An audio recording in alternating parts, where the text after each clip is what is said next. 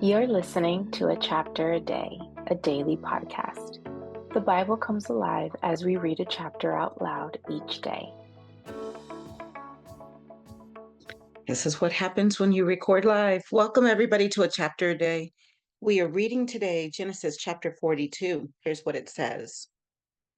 When Jacob learned that there was grain in Egypt, he said to his sons, "Why do you just keep looking at each other?" He continued, "I have heard that there is grain in Egypt. Go down there and buy some for us so that we may live and not die." Then 10 of Joseph's brothers went down to buy grain from Egypt. But Jacob did not send Benjamin, Joseph's brother, with the others because he was afraid that harm might come to him. So Israel's sons were among those who went to buy grain, for the famine was in the land of Canaan also. Now Joseph was the governor of the land, the one who sold grain to all its people. So when Joseph's brothers arrived, they bowed down to him with their faces to the ground. As soon as Joseph saw his brothers, he recognized them, but he pretended to be a stranger and spoke harshly to them. "Where do you come from?" he asked. "From the land of Canaan," they replied, "to buy food." Although Joseph recognized his brothers, they did not recognize him. Then he remembered his dreams about them and said to them, "You are spies. You have come to see where our land is unprotected." "No, my lord," they answered. "Your servants have come to buy food. We are all the sons of one man. Your servants are honest men, not spies." "No," he said to them, "you have come to see where our land is unprotected." But they replied, "Your servants were 12 brothers, the sons of one man, who lives in the land of Canaan. The youngest is now with our father, and one is no more." Joseph said to them, "It is just as I told you. You are spies, and this is how you will be tested. As surely as Pharaoh lives, you will not leave this place unless your youngest brother comes here. Send one of your number to get your brother. The rest of you will be kept in prison so that your words may be tested to see if you are telling the truth. If you are not, then as surely as Pharaoh lives, you are spies." And he put them all in custody for 3 days. On the third day, Joseph said to them, "Do this and you will live, for I fear God. If you are honest men, let one of your brothers stay here in prison, while the rest of you go and take grain back for your starving households.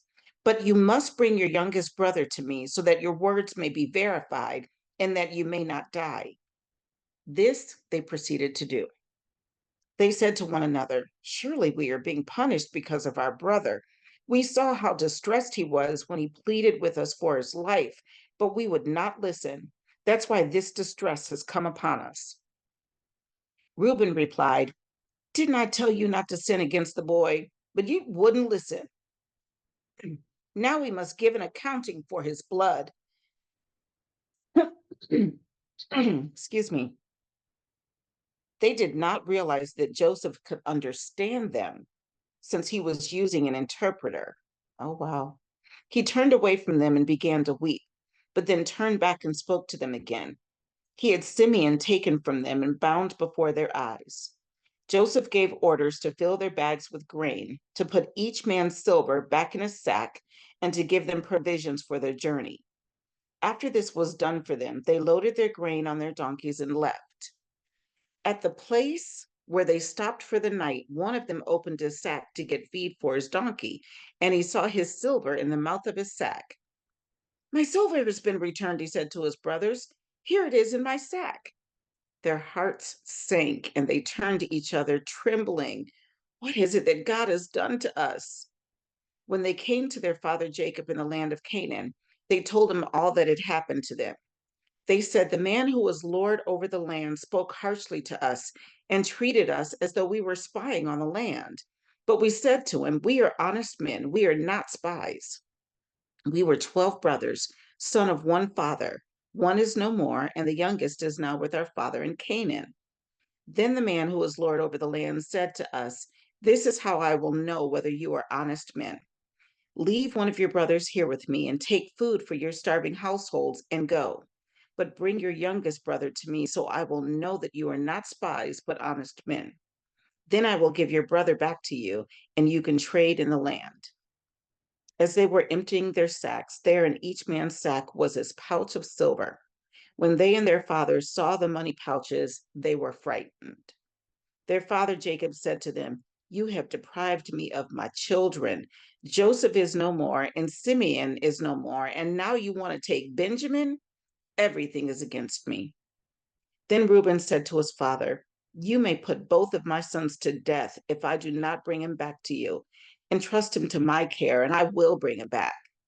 But Jacob said, "My son will not go down there with you. His brother is dead, and he is the only one left.